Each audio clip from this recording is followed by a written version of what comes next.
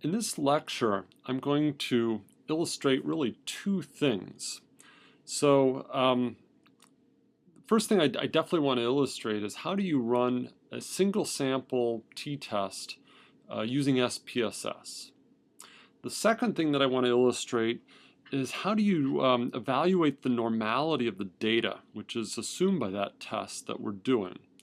Now, if you go back to the lectures, first we do the single sample t-test, then we do all the two sample tests, then we talk about normality and the normal probability plots. So if you're watching this lecture before you've watched that lecture on normal probability plots, the normal probability plot part might not make sense, and you might want to go watch that lecture now. So in this video, I'm going to do problem 10.23. So problem 23 in chapter 10.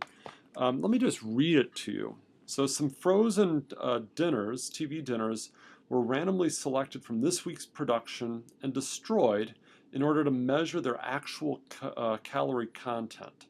The claimed calorie content, say that 10 times fast, is 200. Here are the calorie counts for each dinner. And so before turning on the camera, I typed in all of the 12 data set values that we have. So part A says, what's the mean calorie content? Part B, give us the standard error, standard deviation. Part C, find a 99% confidence interval.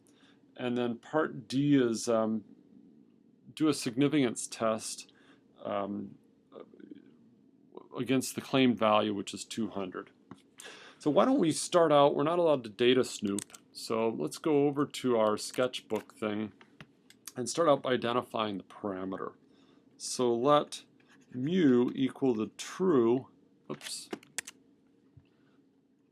true mean calorie content of a dinner. So if we pick one randomly selected dinner, measure the calorie content, you know, that's a random experiment, and then we average, you know, across all these, we know the true mean calorie content. All right, now our null hypothesis is the calorie content is 200. The alternative is that the calorie content, the mean calorie content, really isn't 200, it's something else. Having done that, we can now go look at the data, which I've already typed in. So let's go back to that window. And the absolute first thing that you should recognize is that you have a really small sample. You only have 12 observations. Now going back to that lecture on how fast does the CLT apply, remember what Siegel and Churchill told you. So if you have skewed distributions with outliers, it's even worse. The CLT is going to converge very slowly, and you're going to need really big sample sizes. With a sample of 12, you better have something that's pretty close to normal. So we really need to evaluate this normality before we even think about doing this test. Remember, if it's not normal and we've got the small sample size, we need to call a statistician. So let's see what we're dealing with. To evaluate normality, you're going to go into Descriptives Explore. We've been to this box 100 times already. And what we'll do is first bring in the variable. To get normal probability plots and to evaluate the normality, let's go to plots. So there's an option that we really haven't used much before, which is normal probability plots with tests. And go hit continue. Now I'm thinking ahead. Part C says we're to find a 99% confidence interval. By default, this is going to give us a 95%. So let's go up to statistics, and I'm going to change this to 99%. So we can knock off parts A, B, and C with this run. So go hit OK. And so here's what we get. Now, We might as well answer part A. Part A says estimate the mean calorie content. Well, the mean calorie content is 208.25. So why don't we go make note of this the way we usually do. So X bar is 208.25. Part B says approximately how different is the average calorie content for the sample from the mean values of all. So this is really the standard deviation. The standard deviation is 10.9969. So S is equal to 10.9969. We have an N of 12. We usually want to find the standard error. So the standard error is 10.9969 over 12. But SPSS has already found that for us, so it's 3.1745. All right.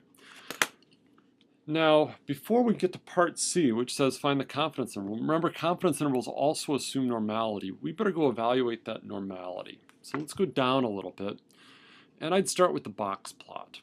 And the box plot is pretty well behaved. There are no outliers, there's no horrible skewness, so things are looking good. To get the normal probability plot, you're going to go up a little bit, and here it is, the normal QQ plot. Remember what I said, you're going to get a line, and you're going to get some dots. If the dots fall in the line, you're in good shape, and most of these points are pretty close to the line. So there's no gross departures from normality. I have no problem with assuming it. If you want to actually do a test, you can go up in the output, and there are tests of normality. Now, what these tests are evaluating is the null hypothesis that the data come from a normal distribution. The alternative hypothesis is that the data come from a non-normal distribution. So, what you'll see is two different tests, the Kolmogorov-Smirnov test and the Shapiro-Wilk test. You see some SIGs. So the SIG for the Kolmogorov-Smirnov test is 0.2. That is greater than 5%. And so what that means is I cannot reject the null hypothesis of normality. My conclusion is that it's entirely plausible that these 12 observations have been sampled from a normal population. The Shapiro-Wilk test is an alternate way of doing the test of normality. Again, it's not significant, so I cannot reject the null hypothesis. They come from a normal distribution. Therefore, I'm completely fine with assuming normality and using that to get a 99% confidence interval. So the 99% confidence interval is, let's just call it 198 to 218. So let's just write that out. 198 to, what did I say, 218. Now notice that my reference value 200 is contained in that confidence interval, so we cannot reject H naught. My conclusion is that it's entirely plausible that the true mean is 200 calories, so I cannot reject this. Now, part D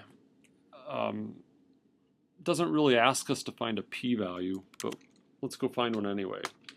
So to do a single sample t-test, we're going to go up to Analyze Descriptives, Analyze Compare Means, and we're going to do a one sample t-test.